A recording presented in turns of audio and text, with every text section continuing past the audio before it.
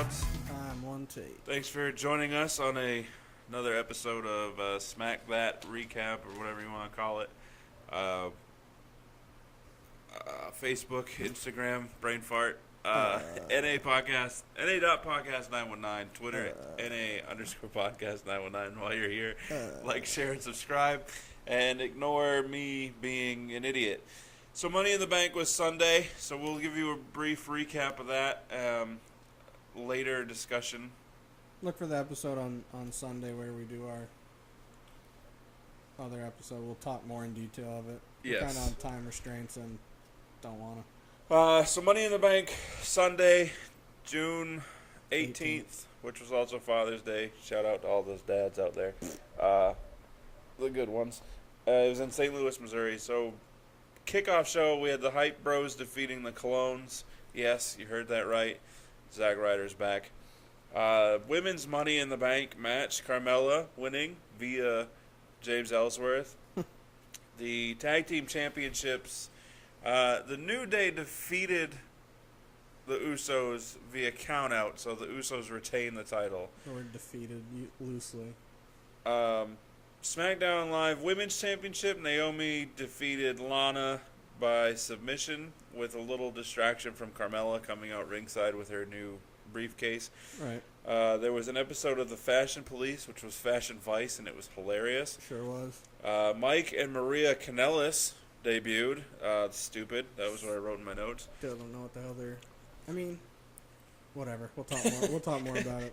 WWE Championship, Jinder Mahal defeated Randy Orton because the Singh brothers were roughing up Cowboy Bob, and One of them couldn't even grab the lapel. right, he just held a fist by his face.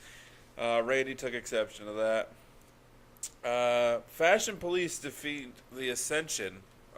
In my notes, I just wrote random. So, The only thing I heard is I can't remember who it was that said it, was saying it'd be great to... Of course, we didn't have anything. They weren't even on SmackDown. But it would have been great to have them on SmackDown and then have the shadowy characters appear again yeah, and be like it was an Ascension. right. That would have been cool. And then Money in the Bank ladder match, Baron Corbin wins. Good match. It was a good match. That's the Shinsuke only- got taken out early during his entrance. That was the only match that... Actually, let me revise that. I went back through and watched Money in the Bank again. Yep. I'll do this quick because we're trying to be kind of quick. I went back and watched it again because you and I watched it together. And for some reason, if I watch stuff at somebody else's place, I have a harder time focusing because I'm weird. Yeah. Just energies and vibes and sounds, and I have a hard time focusing and hearing. So I watched it again on my own, and I will say that the Jinder and Randy match was a lot better the second time I watched it. I could visually tell that Jinder has gotten better. Of course he's getting more reps, so he better be. Right. But his spotting was better. Where he was supposed to be, where he shouldn't be was better. His selling, him, everything he's been doing has been better. With that being said, I'm glad that he's getting better. He's still remotely boring in the ring. Yes. Even with that match, it was better. Like I said, the match itself was a lot better the second time. With that being said, that match and the men's Money in the Bank were the only two matches that didn't feel rushed. The Usos and the New Day match was the closest third to not feeling rushed, but it still kind of like abruptly ended. Yeah. Especially the way the ending was going with false finish, and them just going back and forth. It was a really, really good match that just abruptly ended on a count out. That was just like, I get it, but I still felt like it lacked creativity. Right. Other than that, Money in the Bank, the women's match, extremely rushed. But we'll talk more about that on, Saturday for us, but it'll be a Sunday episode for you guys. So check it out. We'll go more into detail. Either way, I really like the Money in the Bank men's match. It was the second time just as good. Yeah, that Shinsuke AJ is good stuff. Dude, AJ hanging from the Money in the Bank case, dude. I knew was he was crazy. strong, but that was all hand and arm strength. Yeah, that was nuts. So we move on to SmackDown from Tuesday, June 20th in Dayton, Ohio. Played a basketball tournament there. Whatever arenas out there in Dayton. You know, I've been to Dayton, Yeah. and I was in Ohio for an all-state all-star tournament, Uh-huh. a week-long one, and Dayton was one of the boroughs, I guess is what I want to call it, that I was in. Right. And I still have no idea what stadium they're at. Yeah. Of course, that was over 16 years ago. So we had Big E defeating Jimmy Uso, Shinsuke Nakamura defeating Dolph Ziggler, Kevin Owens defeating a returning Chad Gable, which was Thank God. kind of a funny setup. Yeah. And then Jinder Mahal defeating Luke Harper with a brief Corbin distraction. Again, just like Raw, another match that had no lead up, no reasoning behind it, even though I like Luke. Right. Yeah, no, because Luke hadn't been on TV either for a while. Yeah, since against Rowan? yeah. Yeah. So there's a lot of controversy, which I feel like, okay, It's kind of the point, if you ask me. yeah, I totally agree with that. But it was, I don't think they expected this type of controversy to. I don't know. In 2017, with everyone being offended by everything, I don't know how they didn't expect everyone to be completely butthurt. Yeah. So Like, essentially, I cared nothing about why other people are annoyed. I'm annoyed by it by completely different reasons. yeah, because it's James Ellsworth. No, I'm annoyed because even though there's been numerous Money in the Banks where people have interfered, Yeah. it's just been somebody interfered and a person in the match ended up benefiting from it to climb up and get it. Right. In this Not- case, James Ellsworth literally climbed the ladder, grabbed the briefcase, and dropped it Right. down to Carmella. And even though I know obviously commentary was doing what they were told to do, but as JBL said, it's a no disqualification match. You can't break a rule that doesn't exist. Right. Completely understand it. That doesn't bother me. It just bothers me that somebody else did it, and that's not been done. Like, there's been distractions. He could have easily just Yeah. distracted, and Carmella could have done it herself, and then it would have been within the rules of the non-disqualification. The other problem too is that in leading up to this match, the advertisements, and even Shane, when initially announcing the match, the audio is him saying the first woman to climb the ladder and grab the briefcase. Yeah, that's why I was annoyed by it. It had Right. nothing to do with it being a man and a woman's match. Right. It had to do with, you can't say it's going to be whoever climbs up that ladder and Yeah. gets it for themselves is the winner. Right. And then have somebody else do it, and you're like, winner. Yeah. My issue is a lot like everybody else's issue, except not, because I'm not a feminist and I don't agree with feminism because it's ridiculous. No, your thought process behind it is that it spoiled the build that they're doing and have been doing for the women, opposed to you being like, how dare they do that to a woman? Right. Yeah, you're gonna promote and book and bill your women's division. You're gonna have the women's revolution. You've taken away the word diva and replaced it with women because you want it to be on an equal playing field, and then you're gonna do that. It's sort of just like It negates. completely crapping on everything that had been done before. That's what I was saying before, you and I, when we were talking earlier, when we were trying to get stuff squared away here, is that I completely get what people are saying, and I think they have a valid point. My whole thing behind it is I'm thinking ahead opposed to in the vacuum of what's happening right now. Right. So my thought process behind it is that James has basically just been Carmella's lackey, and it's just somebody that she has there because it's somebody she can make fun of, and it's a joke to her. Right. So story-wise, they can go forward with it of her starting to realize that she needs James and he's more important than she thought he was. Therefore, story-wise, it makes sense. And the other reason I didn't care is because if it was vice versa, and for example, if The Miz was in Money in the Bank and Maurice climbed the ladder and got the Money in the briefcase for him, nobody would have cared. Right. No, I agree. So yeah, and I feel like Daniel Bryan returned also, and So obviously with him returning, we knew it was going to be a Daniel Bryan heavy episode, which I get sick of seeing him already. yeah, he set up a rematch for the Money in the Bank women's match for next week on SmackDown. That's not how they closed the show, right? That was before. That was Right. Yeah, almost that the was closing before. segment. Yeah. Carmella's going to win it clean anyway because she was supposed to have won anyway, and Well, it's so- just them overcorrecting their Right. mistake of how they booked it. There was 4... Actually, first, the Kevin Owens-Chad Gable match. I want to talk about the setup for it real quick, and then there was 4 issues I had with the show overall, and then I'll be done. Okay. Or will be done, or whatever. Kevin Owens comes out and says he's going to have a U.S. title open challenge for a resident of Dayton, Ohio. Right. AJ Styles comes out. I immediately go, he's from Atlanta, Georgia. I know. I was like, he's from Georgia. Is he confused? Right. So it You was... just heard open challenge, and I was like, okay. Yeah. And even commentary was like, oh, AJ's answering the challenge. Like, they didn't even hear the fact that he said a Dayton resident. Right. So then you hear American Alpha's music, which we haven't heard in about a month. Yeah, because when I first heard it, I was like, I know that. Oh, yeah. Yeah. And then Chad Gable comes out, and Kevin Owens is like, you don't live in Ohio. I know for a fact you're Right. not from Ohio. And then he claims that he moved there. I just moved there. He's that like, when? He's morning. like, today. Yeah. The way he sold it was so hilarious. Oh, Did you hear JBL? Apparently, the address that oh, he yeah, it was gave- the arena they were at. Oh, I thought it was a college. Yeah, because that's where they were. Oh, it was? Yeah. Because he's like, that's what I thought. I thought they should have played that where... Yeah.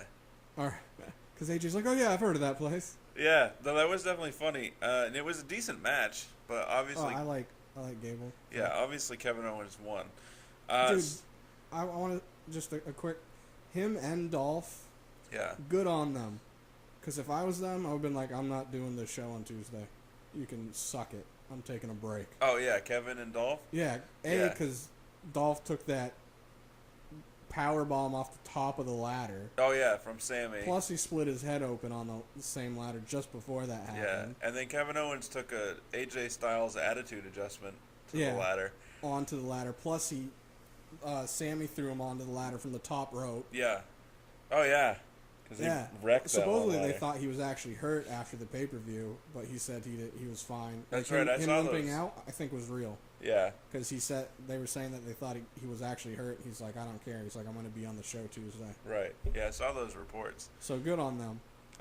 Agreed. So 4 things that bothered me. 1, Daniel Bryan was on the phone with Shane when Natalya and Tamina interrupted him. What's that going to do with that match? Oh, you meant the show. Yeah, and he's like, hold on a second, Shane. He held the phone down by his waist and then had a conversation. Then gets back on the phone and says, I'm going to have to call you back. Why don't you just say that initially? Exactly. So that annoyed me. The other thing, Wait, do I got something on that annoyed me that I know annoyed you, but you didn't write down? maybe. They don't know what the hell they're doing with Natalya. Is she the crazy cat lady or is Oh. she the angry heel? I don't care enough about her to have cared. So the Hype Bros talking to Daniel Bryan, pointing out how they won a #1 contenders match for the tag team titles. I thought it was stupid that they did that. Like, people don't... Like, you didn't need to show them the footage to tell them. Right. He's like, right there, we won right You see there. that? No kidding. So this is the part that annoyed me. Daniel Bryan says, okay, next week I'll give you an opportunity to earn an opportunity. So next week they have to beat the Usos in order to be given a match. So we're going to know they're going to win if it's a non-title match. Yeah, it's a non-title match where if they win, they get a title shot. Right. They're going to lose because it's the New Day right now. The New Day and Usos is Maybe if they do lose, make it a then triple- that's when Zach will triple just threat tag match, maybe? Yeah. I don't know. Maybe that's when Zach will lose it and he'll end up turning heel. Oh, also, this didn't bother me, but Sami Zayn and Ty Dillinger doing that Sonic promo. Dude, I started writing it down because I didn't know it was a commercial. And I was like, well, I already started writing it down. Yeah, It no, was that still was funny. though. I wonder how many people are going to be annoyed because that's Sami Zayn being Sami Zayn again, all quirky and overthinking. Right. Some people don't understand that that's him. They think that he's being punished. Still? And, yeah. Like every time he has the one with There was one time that was viewed as a punishment The because one- it was being reported that it was. the one with Orton when he teamed up with Orton and AJ. Yeah, And like they panned in on him and he opened his eyes and they were gone. right. Everyone's like, oh, it comes off way too foolish and they're making him out to be a chump. And I was like, No, it's great. no, It's they're hilarious. over exaggerating the already known Sammy way of things. Right. And it's hilarious. And Daniel Bryan said in an interview that he wants more of real life characters to be portrayed. You should. Like that of Sami Zayn. It makes it more relatable. If you're like, I know that's how he is in real life. Yeah. It makes you like it more, in my opinion. I agree. And so I said I had 4 things that bothered me. There's only 3. Well, The third one was, and I actually sent a tweet out about this. So during the decision making of the women's Money in the Bank, it had all the women out there. They were all out there, plus Except James for Ellsworth. And Charlotte, after Natalya interrupts Becky for like no reason, saying I can add something that all the wrong things that you probably forgot about when you're done. Okay. Becky started to talk, and then instantly Natalya was like, "Stop sucking up," and it's like, well, she wasn't, so calm down. And then Charlotte tells Becky to stop talking, or she's gonna make her look like James Ellsworth. Crowd laughed because and it was Natalya was the one that was sucking hilarious. up to Daniel in the background. Oh, happy Right. Father's Day. Right. And it was hilarious when she said she'll make her look like James Ellsworth. Right. And then Tamina decides to give her 2 cents, in which shut up. she tells Charlotte to be quiet or she's going to look like James Ellsworth. Like, It would have been funny if she just went, "Oh, burn." anybody could have commented on that. Like I said to you, Becky could have said, "Oh, you know what? Natalya's gonna look like James Ellsworth, or Carmella's gonna look like James Ellsworth." So I sent you the Oprah meme. Everybody looks like Ellsworth. Yeah. So those were the 3 things that annoyed me about that show. You know, other one that would have what you're spacing out about, or What? you didn't see, or you didn't pay attention to, is when Naomi had her interview and Lana interrupted it. She's like, "I already beat you. I'm done with you. I don't even know why you're out here. You already proved that you're not ravishing. Right. I'll give you a rematch next week." Yeah. Yeah. Say what? Yeah. I'm done with you. I beat you. Okay, rematch next week. Right. But because I'm a fighting champion, I want Lana to win it, and not because I think she's overly talented, but I'm done with Naomi. The match she had at Money in the Bank wasn't as much of a train wreck as I thought it was going to be. It was at least decent. There was a spot where you could tell that they didn't have the what's the word I'm looking for? They didn't have enough matches to get. They haven't had enough time in the ring together. So Right. you could tell. There's a part where Naomi got up on the top rope and was supposed to tease like a crossbody to Lana, but Lana jumped the gun to run to the rope. And then she was like, "Crap, I went too early," so she stopped. Yeah. And then she went again. Yeah. Also, during the gender match. There was I was going to count how many interviews there were, but literally I just have Daniel Bryan. I wanted to ask you, did you pay attention to the Orton interview?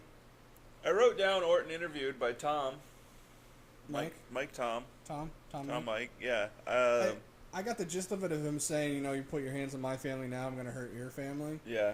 But it was like a 5-minute interview, and that's all I remembered from it because I spaced out and I was like, crap, I wasn't paying attention. And I wasn't going to rewind it. Now that you've said it, that's all I remember from it. That was the gist of it. Yeah. Randy attacks Jinder after he takes out the Singh brother. He didn't really take him out. He just kind of gently pushed him aside. And then they got back in the ring, and then they suffered for it. That one guy... How about the off-the-top rope stunner KO? Yeah, the RKO, which was not sold correctly by one of the Singh brothers. Yeah, instead of him like Superman flying, he like knew... He almost hurt himself. Yeah. It still looked good, though. Yeah, it did. Yeah, so there's... I don't know how I feel about it. They're setting up, I'm assuming, for a Punjabi prison match. I will say that as much as I haven't cared about the Orton and Jinder feud overall, yeah, the last match made me because it was a decent match and Orton actually looked like he had some fire in him for once, which he doesn't always. Right. And the way he... Sorry, I'm laughing because I picture that horse. I don't know if anyone paid attention, but Orton was chasing after Jinder outside the ring, and it was like cartoonish the way he was running. Yeah. Because he was running so fast, it was like his torso went backwards. And he was And you just see like it looked like the wheels spinning. That's all I could hear in my head is him just going. Yeah. I know a lot of people aren't excited about a Punjabi prison match because there's been 2 others in the history of WWE. And I have not seen either of them, so I have no idea what it is. Here's why they were bad. One of them was Big Show versus Undertaker.